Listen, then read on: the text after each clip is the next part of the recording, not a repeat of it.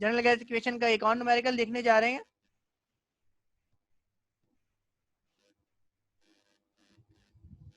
ये न्यूमेरिकल आपके सामने है, लिखा है a gas measures 5 decimetre cube at 5 degree centigrade under 0.5 atm pressure. अब यहाँ आपको फिर पता लगा जी कि तीन चीजों के बारे में इंफॉर्मेशन है, वॉल्यूम, टेम्परेचर और प्रेशर, और नंबर ऑफ मोल्स के बारे में, मास के बारे में कोई इंफॉर्मेशन नहीं है। तो इसका मतलब है इक्वेशन ऑफ स्टेट का न्यूमेरिकल तो ये हरगिज नहीं है।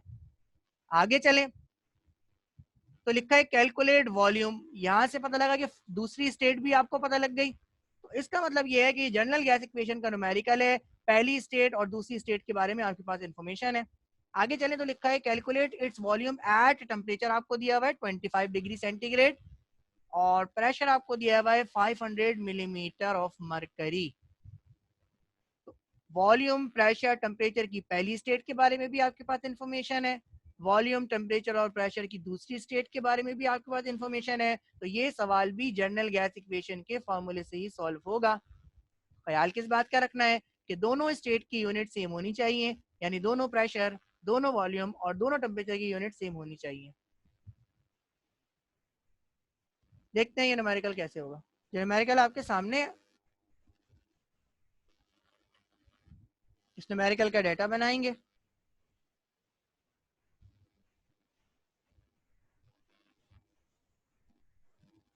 लिखा है अब gas measures at 5 decimetre cube. तो डेसीमीटर क्यूब वॉल्यूम का यूनिट होता है। आपने लिखा वॉल्यूम किसके बराबर है, 5 डेसीमीटर क्यूब के बराबर है।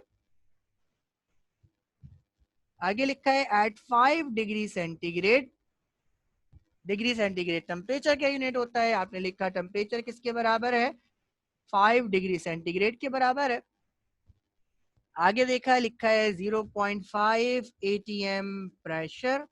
तो ये आपको प्रेशर के बारे में इंफॉर्मेशन है। आपने लिखा प्रेशर कितना है आपके पास, 0.5 एटमॉस्फेयर है। ठीक है जी।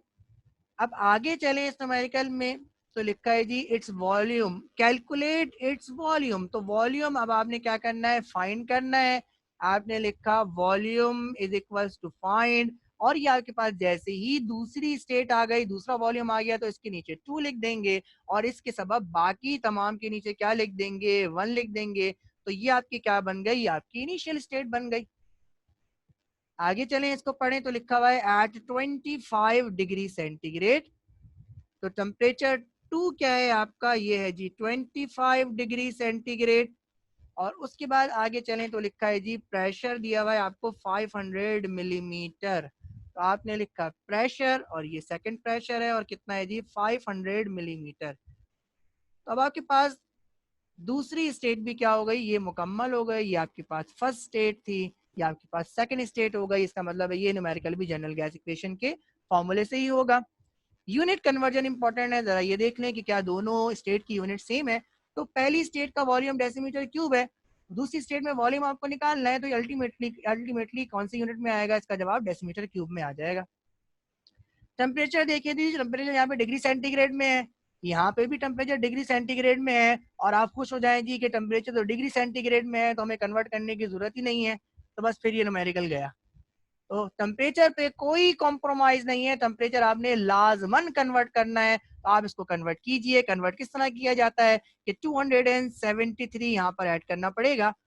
तो 5 के अंदर 273 ऐड करें तो जवाब आता है 278 केल्विन, और 25 के अंदर 273 ऐड करें तो ये जवाब आ रहा है 298 केल्विन। तो टेम्परेचर को आपने केल्विन में कन्वर्ट किया। और इस बात का ख्याल रखें कि टेम्परेचर पे कोई कॉम्प्रोमाइज नहीं है। टेम्परेचर की यूनिट चाहे दोनों ही डिग्री सेंटीग्रेड में हो, आप पे लाजिम है कि आप इसे केल्विन के अंदर कन्वर्ट करें, वरना ये न्यूमेरिकल गलत हो जाएगा।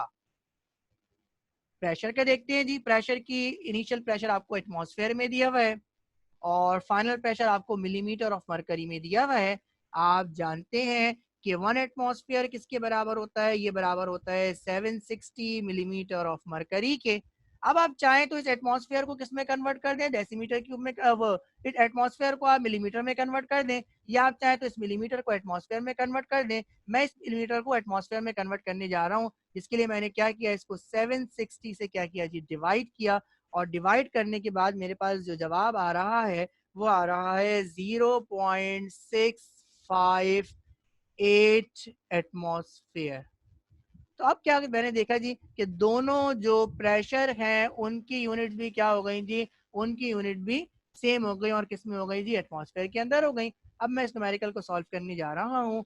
मैंने लिखा जी फाइंडिंग वॉल्यूम V2, जिस रिलेशन को यूज करूंगा अब उसका मैं उसके बारे में लिखूंगा। मैंने लिखा यूजिंग जर्नल गैस इक्वेशन। तो जनरल गैस इक्वेशन को मैं यूज करने जा रहा हूँ।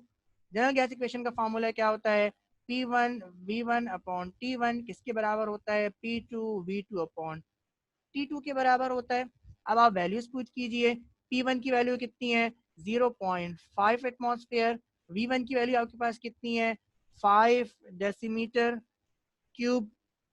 T1 आपके पास कितना है, ये है 278।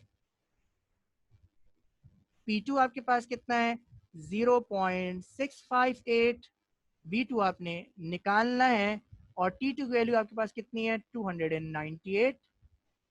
V2 को आप अलहदा कीजिए, लेफ्ट हैंड साइड वैसे ही लिखी जाएगी, तो मैं इसको एज इट इज कॉपी कर रहा हूँ। 0.5 multiply by 5 and divided by 278। ये 298 यहाँ पर डिवाइड हो रहा है, यहाँ जाके ये मल्टीप्लाई हो जाएगा, तो इसको मल्टीप्लाई करवाना है 298 से। 0.658 यहाँ मल्टीप्लाई हो रहा है, तो यहाँ के क्या हो जाएगा, डिवाइड हो जाएगा। 0.658। आपको चाहिए कि आप न्यूमरेटर को अलग सॉल्व करके वैल्यू लिखिए, डिनोमिनेटर को अलग सॉल्व करके वैल्यू लिखें, उसके बाद फिर आंसर लिखें। मैं डायरेक्ट आंसर लिख रहा हूँ। जवाब आ रहा है 4.07 डेसीमीटर क्यूब।